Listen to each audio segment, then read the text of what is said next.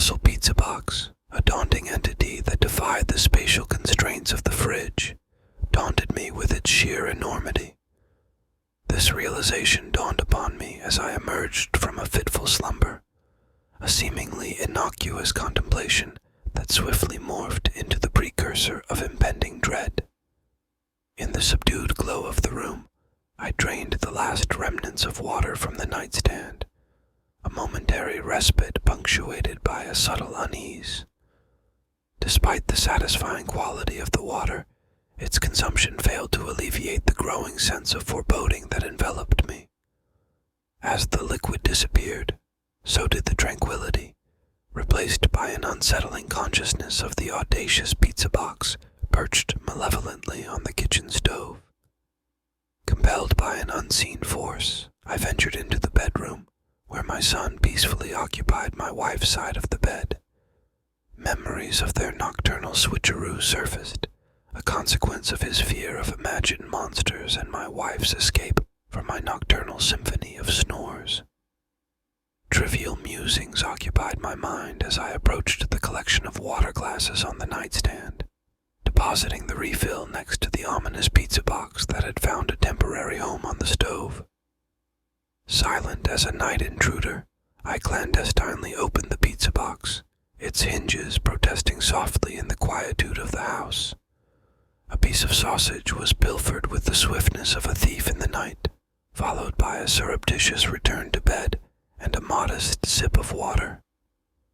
However, the initial bite unraveled the horror. Toppings abandoned the crust, leaving a lackluster, sauce-soaked remnant gleaming in the soft glow of the stove's range hood. Panic set in as I fumbled for a paper towel, a desperate attempt to salvage the culinary debacle. The forsaken crust, left forlorn on the counter, bore witness to my futile efforts. With mouth wiped, I traversed the living room only to be confronted by a grotesque sight on the balcony. Immobile, the paper towel still clinging to my mustache, I beheld a macabre spectacle.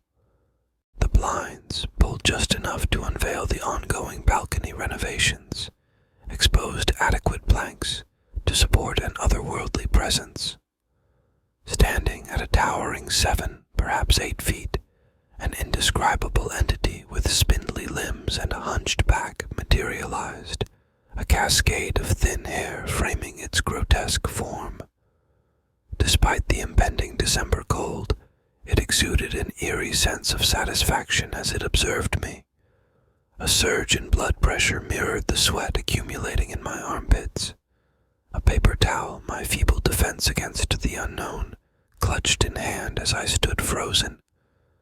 The entity acknowledged my presence. Its gaze pierced mine. Reluctant to check the time, my phone, nestled among the water glasses in the bedroom, held the potential to summon help, but required averting my eyes from the entity. The creature stood awkwardly, akin to a culprit caught in the act. Recollection surfaced of the neglected sliding door, a dormant portal unused for an indeterminate period. A solemn realization of night spent on my side of the bed. Driven by the compulsion to communicate, I posed a trembling question. "What do you want?" Though unheard, the creature understood, its visage beginning to sag, a slow gaze drifting to my son's room, where my wife sought refuge from nightly snoring.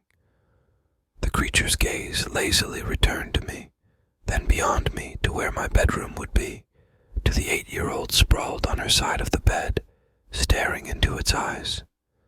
My lips trembled, mouthing the word "no." A deep breath, and I leaned against the outer frame of the slider. The longer I looked, the more nightmarish it became, an entity inflating its lungs, chest puffing out, skin hanging off emaciated bones. It attempted to intimidate me, its mouth opening in silence. Unspoken words chilled my bones. It declared it had all night. Thoughts of her in his room and him on her side of the bed consumed me. A paper towel clenched in my hand, a reminder that I hadn't relieved myself when fetching water. The creature's response, an amused shrug, echoed in the suffocating silence of the living room. The freezing exterior mirrored its shivers, skin clinging to pointy bones, a face refusing to cease sagging. Snow was imminent, and the living room became an icy tableau of terror. In boxers, goosebumps crawled over my skin as we locked eyes. Unspoken rules hung in the air. Could I look away? Could I check if it was locked? Could I stop it? Fear gripped me as I pondered the consequences of sleep or their awakening. I sat, watching, and it watched me. The dark night ticked away, an elusive beginning and an uncertain end. Pretending to fall asleep, it toyed with me, the worst yet to come. Mold slipped beneath the illusion, revealing twitching, grotesque forms underneath. A flash of teeth, a spread of gore, a girl with a mouth open in a soundless scream. Each revelation intensified the torment. Impatience loomed, and the creature's limbs twisted as it settled into unnatural poses. The carpeted floor bore witness to my terrified facade, an attempt to shield the escalating fear. The creature shivered, its thin skin accentuating skeletal features. Snow was on the horizon, and the living room transformed into a freezing chamber. In my boxer shorts, I sat, and we stared at each other, an agonizing tableau of terror. Uncertain rules governed the standoff. Could I look away? Could I check if it was locked? Could I stop it? Fear gripped me as I pondered the consequences of sleep or their awakening. A twitch, a glimpse of teeth, a spread of gore. Each revelation intensified the torment. A girl with a soundless scream, eyes missing. Terror held me captive, afraid to look away, fearing the creature's impatience. The hours dwindled, and the sun's tentative rays broke over the trees. The creature deliberately rose, acknowledging the passage of time. A single nod served as a bizarre congratulations, its gaze shifting to her in his room and him in my bed. Its final words haunted me. I got lucky this time.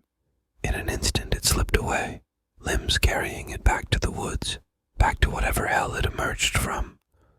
My body ached, drenched in sweat, as I waited for the sun to cast its reassuring light. When I deemed it safe, I rose and inspected the neglected slider.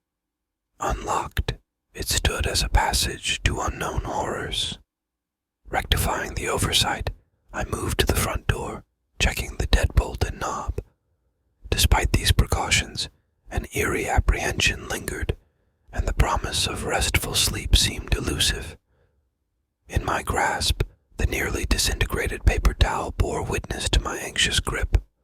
On the counter lay a cold piece of bear pizza, a relic of the monstrous encounter, awaiting disposal. I discarded both in the trash, a symbolic purging of the night's horrors. Creeping into my son's room, I found solace in his peaceful slumber, a respite from the spectral presence that had invaded our lives. Returning to my bed, I discovered my son sprawled on my side, a subtle reminder of the night's disquiet. The water on the nightstand chilled as I downed the glass in one gulp, placing the empty vessel next to its companions. Slowly lying down, I hoped not to disturb his delicate snores. As I listened to the rhythmic sounds of his sleep, a lingering question echoed in the darkness. Was it possible to reclaim the sanctuary of sleep, or had the night's horrors irreversibly shattered the tranquility of rest?